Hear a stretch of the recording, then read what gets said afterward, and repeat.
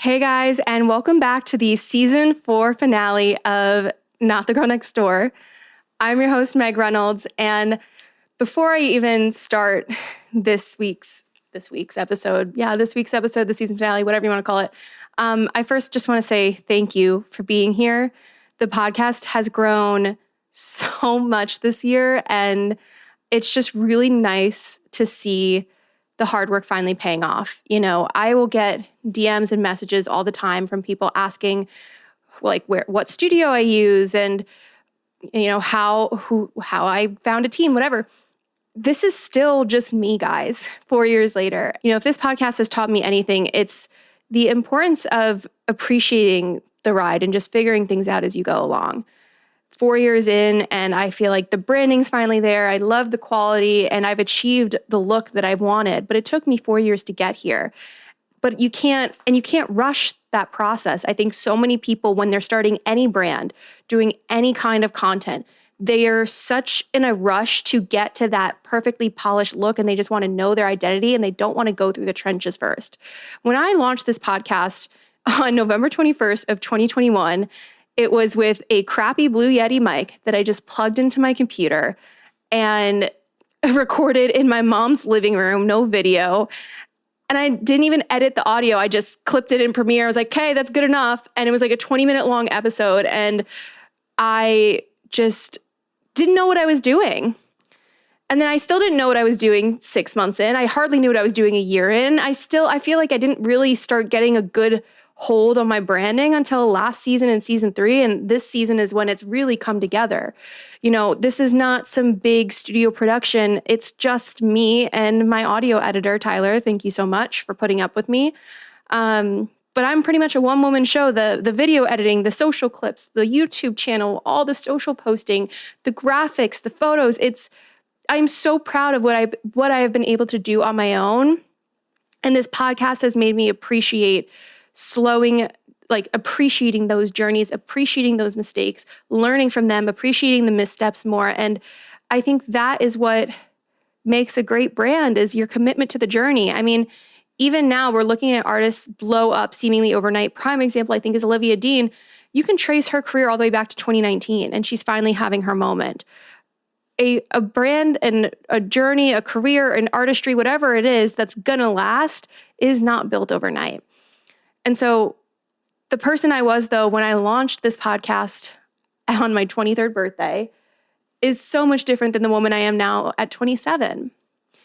And, you know, I've changed my mind on some things. I've learned and grown so much, but at its core, what is still the same is my heart and my love of life and my love of people and my desire to heal and commitment to all of those things.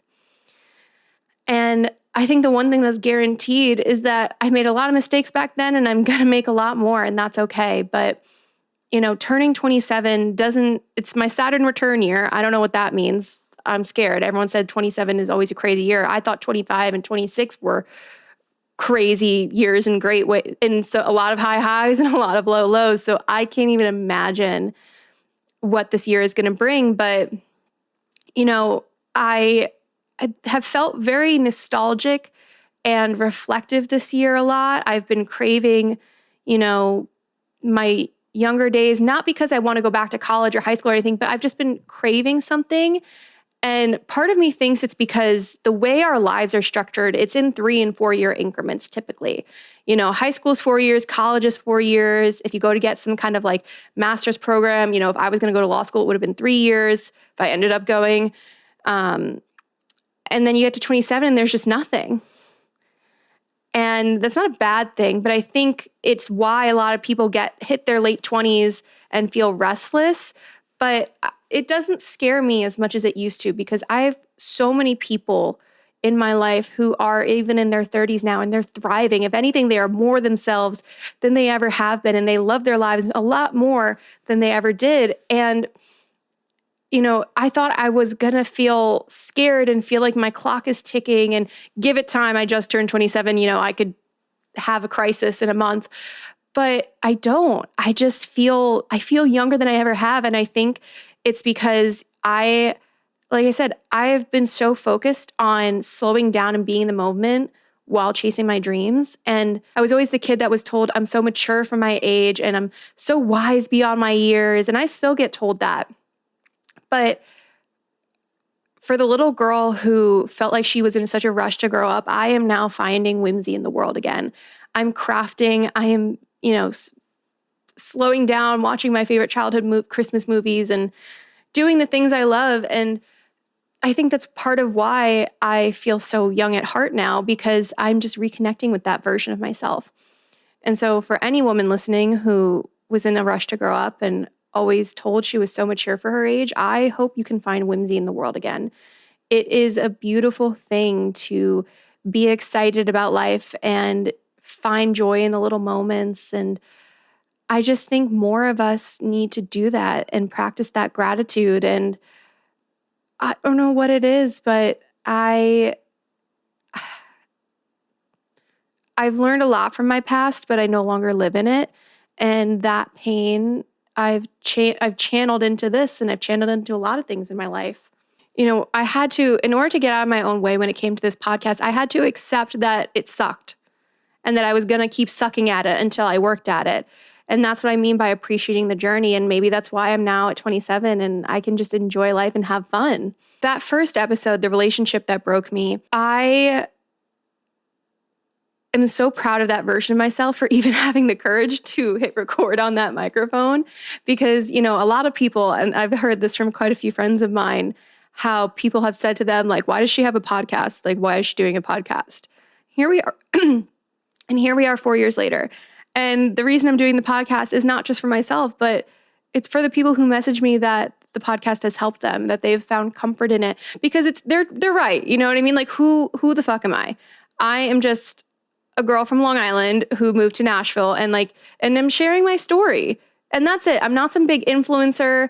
I'm not a celebrity. I'm seemingly nobody. And I can sit here and say that I'm nobody, but to the people who love me, I'm somebody, and that's what matters. And I can sleep well at night knowing that. And to the people who find comfort in this podcast, I'm somebody to them. And I always said, if this podcast can help one person, then that is enough. And I still stand by that 4 years later.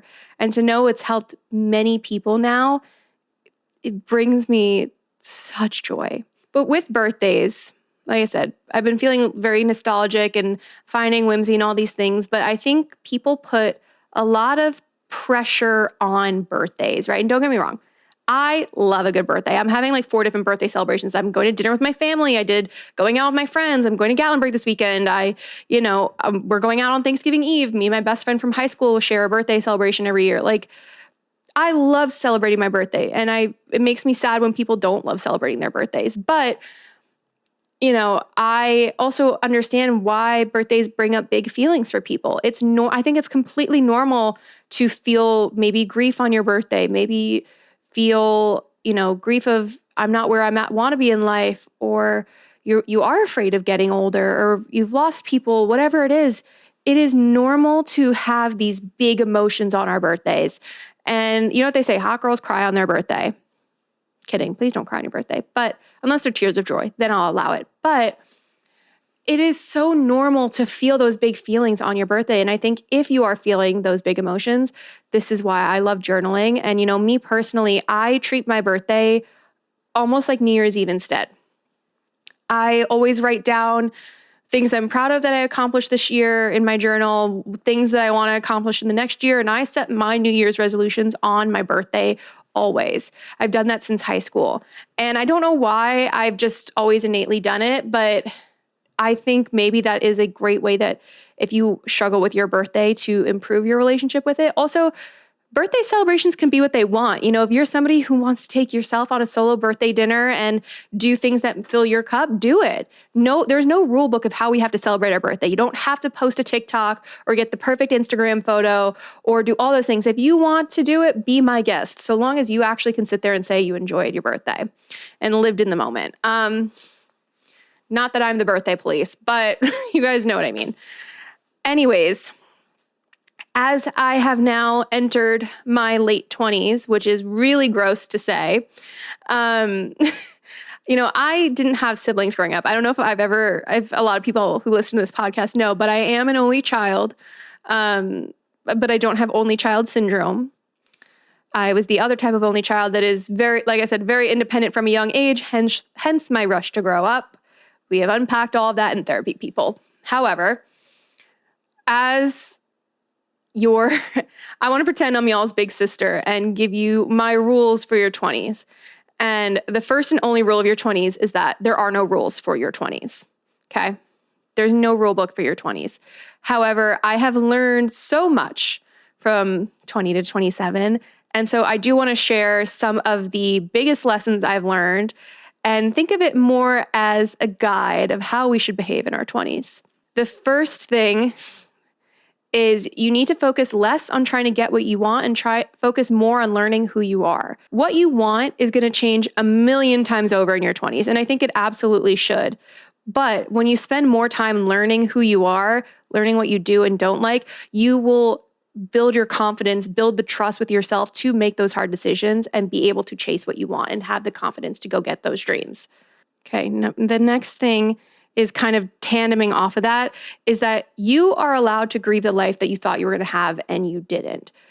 For me, it was, I talked about this on an episode a couple weeks ago, how when I was in New York, I was just having a lot of these feelings of, did I miss out? What would my life have been? And just reminiscing on that life I could have had.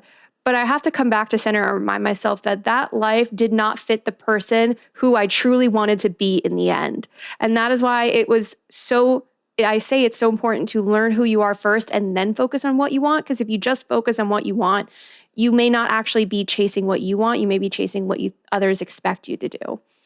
And for me, leaving home, it gave me the space to heal. It gave me the grace. It gave me the clarity. It gave me all the things that I needed so that one day I could come back home. And I can appreciate home a little bit more now. If you're grieving the life that you thought you're going to have, it's important to remember too that you can still come back to those parts of yourself again. They just may look differently than what you originally intended.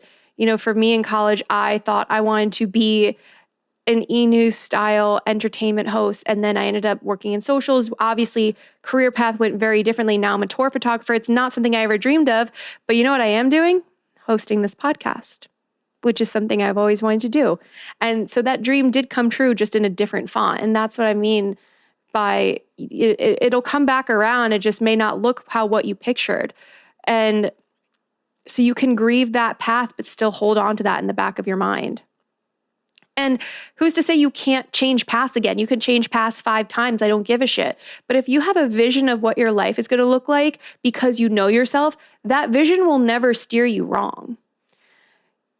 You can grieve what you thought you would have. And especially, I'm turning 27. There was a time in my life where I thought I would be married, probably pregnant by now. That is nowhere in sight. And I don't even know if I want that for myself at this point in time. Even I love love and I crave a relationship, but I don't even know if that's right for me right now. I can't imagine sharing my time and my space with somebody. And that's also a weird sense of grief in itself, is to accept that something you thought you wanted for so long is not the reality anymore. So allow yourself to feel those complicated emotions.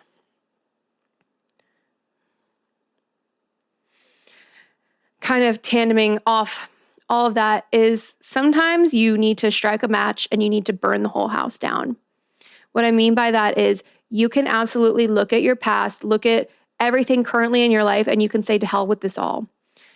But you have to be careful when you do that though, because like I said, I picked up and I moved away thinking it would solve all my problems and it didn't. What it did do is give me the space and time, but one of the most powerful things we can do in our life is look at our past, look at what trajectory we're on, and wake up and say, I realize I don't want this for myself, and burn it all down. You can rebuild your life 5 times over. You never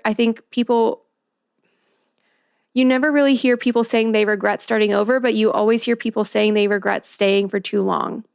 And so have the courage to light the match and set your life on fire and go live however you want to live. Sitting there and saying, I know that this is not what I want, is enough of a reason and plan to start over. You don't need to have all the puzzle pieces figured out. You don't need to have all the answers. Like, figuring things out is the fun part of life, but burn the house down. And sometimes it is absolutely necessary. This one's hard. Number 4 is hard. And it's that you don't get to keep everyone you come to love.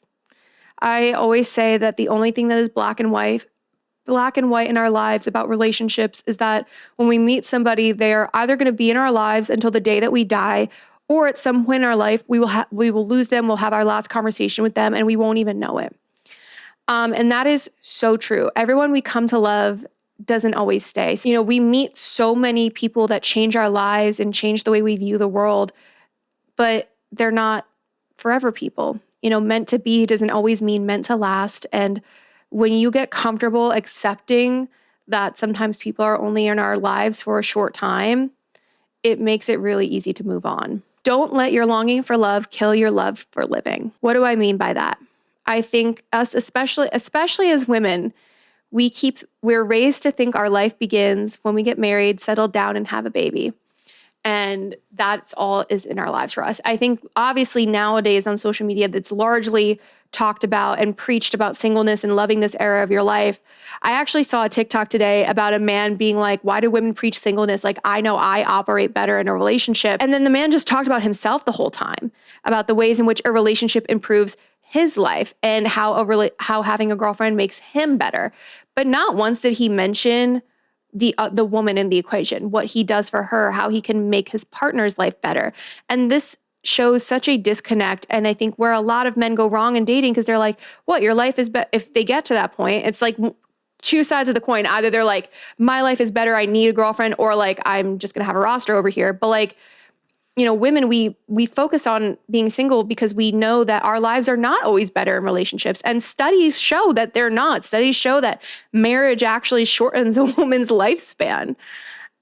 But anyways, I'm getting sidetracked there. But with that, women, we know now that we don't need a man and we can love our single lives. But I think sometimes too, even knowing that consciously, subconsciously, we still get lost and we're constantly seeking love. We're constantly seeking everything else and we forget to slow down. What I mean when I say let your longing for love kill your love for living, what I mean by that is just remember to slow down. Take your dog for a walk. Be present. Be in the moment. Remember the village that you currently have and focus on pouring into them just like you pour into yourself. I think we kind of swung too far on the pendulum where people are so isolated that everybody is yearning for a community and really struggling. But, us single girls, we've got to stick together. Take your friends to the airport, track their Uber, rot on the couch with them, get invested in their lives, ask questions, ask how their brother's wedding was, ask about that family member they told you about, and all of these things. Like, take an interest in your people and just remember to slow down and be present in those moments. Okay, the next one, I know you guys, it's about money. Save money now, but splurge wisely, all right? Money will always come back. It's absolutely important to fix your relationship with finances in your 20s. Build whatever retirement you can, start doing those things, but don't do it so much that you also forget to live. Invest in clothing and pieces that you truly love and you'll wear for a long time, or, save up for that girl's trip, whatever it is. Money can always come back. You can always make more of it, but don't live your life so frugally that you forget to live. Okay. The next thing, anger is like drinking poison and expecting the other person to get sick. I caught a lot of heat in a podcast episode a couple weeks ago where I said anger is a weak emotion. And a lot of people didn't agree with me on that. I still stand by. I think anger is a weak emotion because all it does is it hurts ourselves. Okay, nothing productive comes from anger, comes from holding resentments, comes from holding grudges. You can absolutely release the anger. You don't have to forgive somebody. You don't have to become their best friend again. You don't have to reconnect, but you can just release the anger from your heart and let yourself soften. I think it's so important to get to what's underneath the anger, whether it's shame, embarrassment, fear. There's always an emotion, in my opinion, underneath anger. And I think when you can consciously self-reflect and get to the root cause of your anger, it will greatly improve the circumstances of your life with whatever that situation is. Your goal of your 20s, this is the next thing, is that your goal of your 20s should not be to make everybody like you. It should be to make you like you. I know this is kind of similar to the first thing I said, talking about spend more time learning yourself, but I just wanted to reiterate this because I think so much, especially with social media nowadays, it's so easy to fall into these traps of doing things for the appearance of others, for the sake of others, performing in our own lives and, listening, like posting to songs that we don't actually like simply because it's trending, or, buying a trendy piece of clothing and it doesn't even feel like us. We're just wearing it because everyone else has it and we want to feel included. Like whatever those things are, I think that's just so lame to be doing in our 20s. The best creatives, the best career, like everybody who is confident and who I look up to are people who aren't afraid to walk out of the side of the lines, color outside the box, whatever analogy you want to use. They are themselves. And so I would encourage you too to look up to people who you admire and who you want to aspire to be. And I will guarantee you that those are people who are marching to the beat of their own drum. Okay, the next thing, stop being boring, everyone. Have fun, have hobbies. Your inner child will thank you later. I think I went through a bit of a grandma period. I think everybody does in their 20s, but I want to go out again. Not all the time. I want to go out responsibly. Everything requires balance, but sometimes you just need to put on a cute outfit, feel good about yourself, and go to the bar with your friends. It's really like, you won't hear me say this too often, but it's really not that deep. You can absolutely just go have fun, go out, go live your life. Not everything has to be for leveling up or, becoming your best self, reaching a higher purpose. All of these freaking buzz terms that we see now, like just go have fun. Stop being boring. And you wonder why you're not making friends. It's because you don't leave your fucking house. You can find community. Hell, there's even crocheting clubs. Somebody who I love in the country music and I would kill to work with her, Emily Ann Robinson, she has her Yeehaw Me Ma Club, crochet club. I don't crochet, but that looked like such a fun event that she did. Like, how do I get invited to that? But this is my point is there is a community and a place for everybody with whatever hobby it is. Find yours and go out there. And if you don't know what your hobbies are, start trying things. The question, I have said this on the podcast so many times, but the question, if you don't know your hobbies, don't know what you want to do, don't know what you like, ask yourself, what did I love doing as a child? Come back to that. Come back to those hobbies. For me, it was always crafting, reading, writing, art, anything of that, tennis. And now I do all those hobbies again in my 20s and I am so much more fulfilled than I have been in years. So stop being boring. Go find your hobbies, reconnect with your inner child. Life is too short. At the end of the day, adults are just pretty much giant toddlers walking around with money in their pockets. That we are all giant toddlers. Oh, this is a good one. Okay. You're never going to be able to see things for what they are until you stop looking through the lens of what you want it to be. This applies to dating. This applies to friendships. This applies to pretty much every situation in our lives. A lot of the times we're looking through either rose-colored glasses, our own imagination, whatever it is, and we're not actually accepting the reality of the situation. And so, of course, the situation is not going to make sense to you when you're going by a narrative that you made up in your own head. Simple, short, and sweet one. Next one is specifically dating, but somebody can be into you and simply not ready for you. That guy that's like, I like you, but I'm just not ready for a relationship, he may not be lying. Simple as that. People can only meet us as deeply as they have met themselves. And so if you are somebody who is whole, securely attached, healed their traumas, and genuinely wants a relationship, you are going to attract people who are still emotionally unavailable, but also seemingly want those things until their narrative no longer matches and they have to step up to the plate. And that's when they're going to say oh, I like you, but I don't know if I can do this. And that's okay. It says nothing about you. Kind of tandeming off that is when we break up with somebody or end things with somebody, they're not going to find better than you. They're going to find better for themselves. And you're also going to find better for yourself. And that's how it should be. There is this fear when we break up with somebody that, oh my God, what if he's going to be better for the next girl? He's going to treat her better. He's going to do all these things. And if you see it on social media, you're like, see, why couldn't he just do this for me? I guarantee you he's probably not treating her better. He is probably not actually being kinder to her. He just found somebody who would tolerate his bullshit. Tandeming off that though, you should want them to be better to the next person. You should want them to process and understand that the hurt that they caused you and fix their own shit so that they don't do it to somebody else. I will never, I've talked about my ex, again, I've talked about him so much because came out of the relationship, started this podcast. But, in a conversation, I told him, I hope that you heal so that you don't inflict this same pain onto your next girlfriend, to the woman who's going to be the mother of your children. I hope you can get out of your own way so that you don't do this to her. And I still hope that's true. Will he do it? Probably not. He's just going to find somebody that tolerates the bullshit or doesn't see the issue. A lot of people don't recognize, this is the next lesson, and it's that a lot of people don't recognize that having a community comes with a price tag. It is going to cost you time. It's going to cost you convenience. It may cost money. It's going to cost you in a lot of ways. But the one thing that it should never cost you, just like a relationship, is your sense of self. A community shouldn't require you to compromise your values, your morals, your ethics. It shouldn't require you to lose yourself or dull yourself down to be accepted. That is not a good community that you want to be a part of. The next one is that if you're constantly feeling lost, it may be because you're waiting for a certainty that will never come. I think so much of my life, I felt paralyzed to make a decision because I wanted to know for sure, right? We all want to know for sure that this thing that we're going to do is going to pay off in the end. And that is just not life. And going back to the very first thing I said of why it's so important that we focus on learning ourselves instead of chasing what we want is because when in doubt, you're always going to choose the option that is most aligned with the person you want to be and want to become. That is the path you need to take. And so how can you know to take that path if you haven't spent time getting to know yourself? What we do in our 20s, it matters, but not as much as we think it does.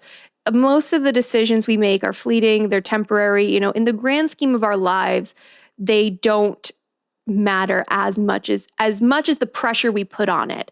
We are absolutely laying the foundation and the groundwork for the rest of our life, but there are a lot of successful people out there that didn't start their Fortune 500 company till their 30s, that didn't, take that risk until their 40s, doing whatever their dream was until hell, even their 50s. We've seen those stories.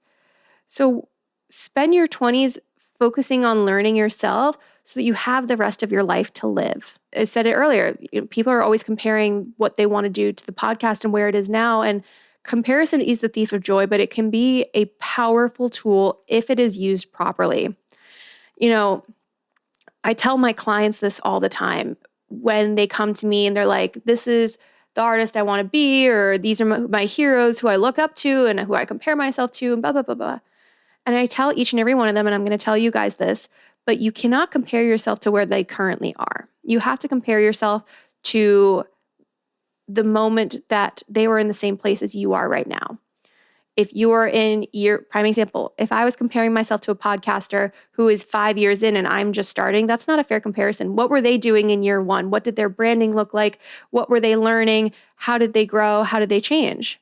Also, and it's never going to be a completely equal playing field, but compare yourself that way. Compare yourself laterally. This way you can truly understand what it is, what path they took to get where they are, and you can emulate that and make it your own. Comparison should be used as a tool. It shouldn't be used to make you feel bad about yourself. And the last, and I would argue the most important lesson I learned in my 20s, it's that you need to stop looking at yourself through the eyes of people who never saw you. What I mean by that is I spent so much of my life just wanting to be liked. And so I wore a lot of hats. I wore a lot of faces of who did I think I needed to be in order to be liked? Who did I think was worthy of love? And I was looking for it in all the wrong places. So much so that I was broken.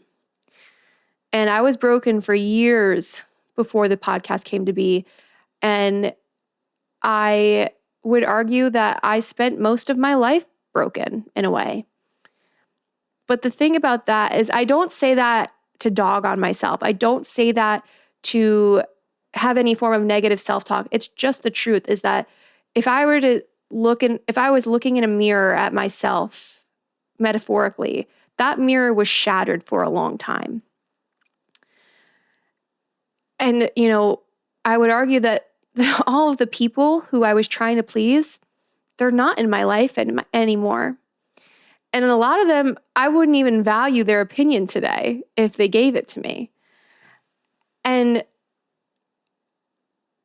I see myself so differently now because of the ways in which I've gotten to know myself. And so I say you shouldn't look at yourself through the eyes of people who've never seen you, but you should look at yourself through the eyes of the person you want to be.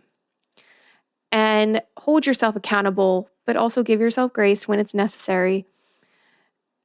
And this is a skill just like anything else in our lives. And it takes time. And I mean, hey, we're 4 years into this podcast and I'm still learning and growing. And I'm sure I'll get to 30 and be like, guys, I've learned a whole bunch more. Here's some more shit for you. All right.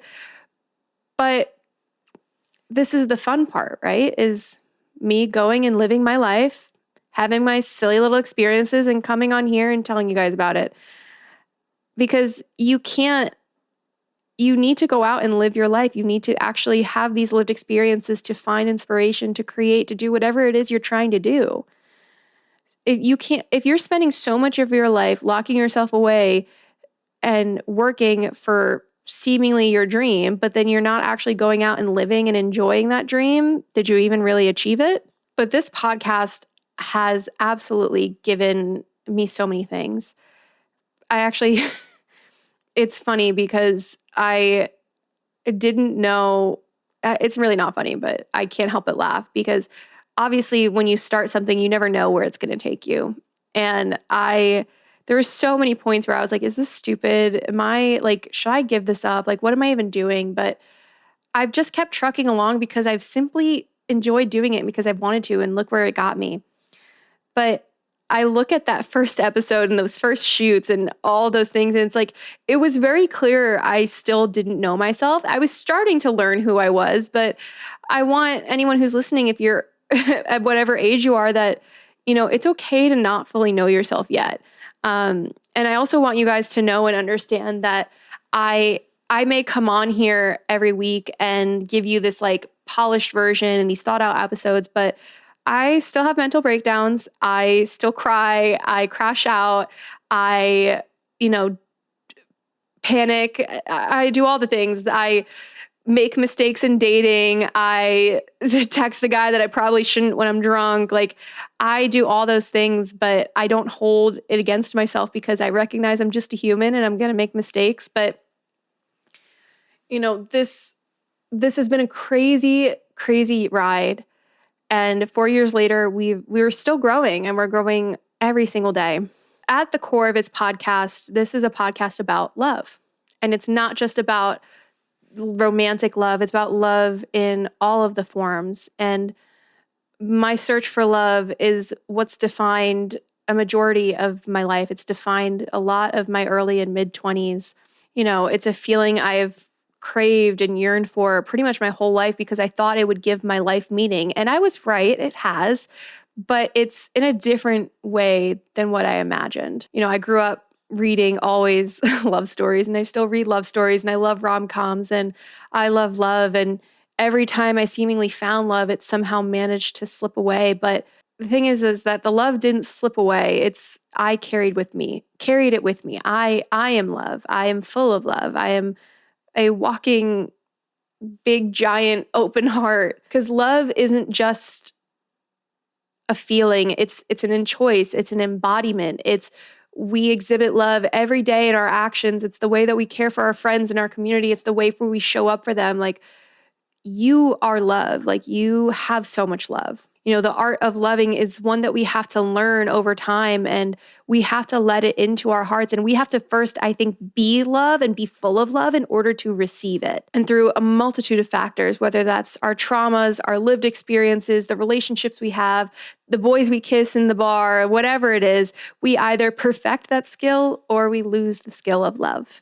The love of a mother is different than the love of a best friend, then it's different than the love of a boyfriend. And love comes in all forms, and we experience it in so many different ways, so long as our eyes and hearts are open to it. But the thing is no form of love is lesser than any of the other. They all shape and impact who we are. And, we may be lacking one kind of love in our life and envying another person who seemingly has it, but they could also be envying us right back. And within love, I think, love is such a beautiful part of the human experience. And within that love, we experience such an array of intense emotions. Grief is a form of love, because in order to miss something, you have to have loved it so much. Whether that's a person, place, or thing, grief is also an embodiment of love. And I think it's a beautiful thing that our 20s are the most grief-filled time in our lives often, because it's so much change and it's so much, new experiences, new people, new places. And, the grief, I think, grief is hard and it's a complicated emotion. It's a complicated feeling, but grief at its core is still about love. There's nothing black and white when it comes to love. And I think that's part of the beauty in it and part of why it's so vital to the human experience. Because as unique people, we get to uniquely define what love means to us. And the key to love, which I've learned above all, is that as much as we're pouring love into others, we have to also pour that love back into ourselves. And so as I've now entered my late 20s, which is crazy to say, and having lived all these eras, I can confidently say that the relationship that broke me is also the relationship that healed me. It's the relationship that saved me and the relationship that changed me. And so maybe you're like me, and maybe you do crave romantic love and you want it so desperately, and you feel as though love is missing from your life. I want to reframe for you, because love is not missing at all from your life. I would probably argue that love is very present in your life. Your eyes and your heart are just clouded so that you can't see the ways in which it is present in that moment.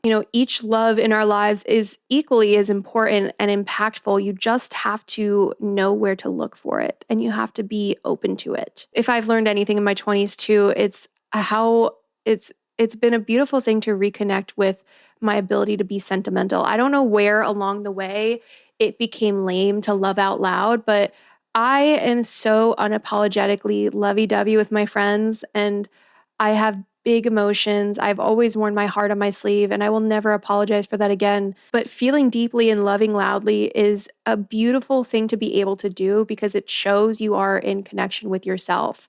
And, I don't say you have to be like me and be physically loud with it, but you can absolutely love loudly the people in your life. You can celebrate them, you can show up for them, and I think you should. You can love your life and still want a romantic connection, but still appreciate all the love you do currently have. Social media has also made us lose our ability to have nuance in our lives, but there is no rule book. I told you, the only rule of your 20s is that there is no rule. Love as loudly as you want. Laugh with your friends till your belly hurts. Feel happiness so deeply and profoundly that it brings you to tears. Emotions are meant to be felt. I don't know why people are so afraid of feeling them. Feel it all. Feel the grief, feel the pain, feel the heartbreak, feel the happiness, feel the sun. Feel it all. Just live. You're going to look back on this time in your life, and again, no one regrets that night that they went out with their friends and stayed out till 4 a.m, 70 years down the line. Those are the nights that they tell stories about. Okay. What they do regret is not living more. I'm not saying to go make bad decisions and black out and call your ex. That's not what I'm saying. I'm saying to go have fun. I chose a life that has chosen me back, and I'm so happy about that. And don't think I am not ending this season with a very special way of celebrating. I am so excited to announce the Tough Love Club. The Tough Love Club is going to be a snail mail club in which you guys every single month will get a letter from me, a postcard with one of my photographs, and a journal worksheet exploring the themes of the month. I think, I've always said that this podcast is a love letter to those healing loudly. So a snail mail club makes perfect sense to me. And I have been looking for a way to connect with you guys that feels intentional, authentic, and personal.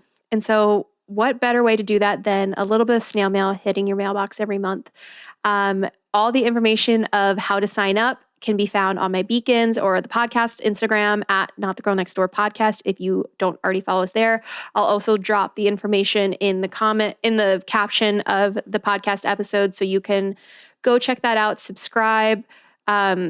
Orders will begin going out in December, just in time to end the year and kick off season 5. Oh my God, not season 6. Hello. Season 5 of the podcast, which is also crazy to say that we're entering season 5. Hello.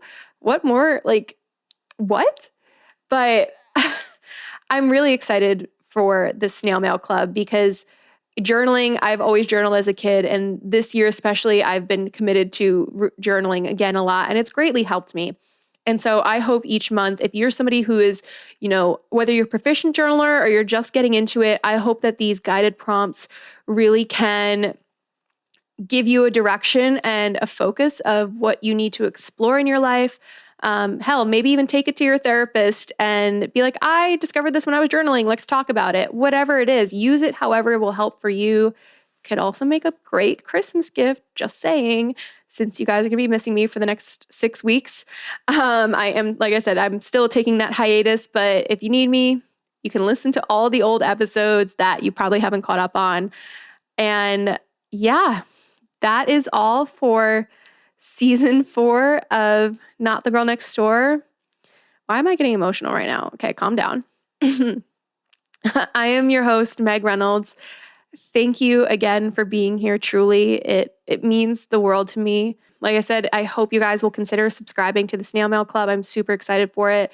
And, who doesn't want a little bit of extra tough love each month delivered right to your mailbox? So consider the Snail Mail Club an extra dose of tough love from me to you. And I will see you guys in 2026. Happy holidays. Bye for now.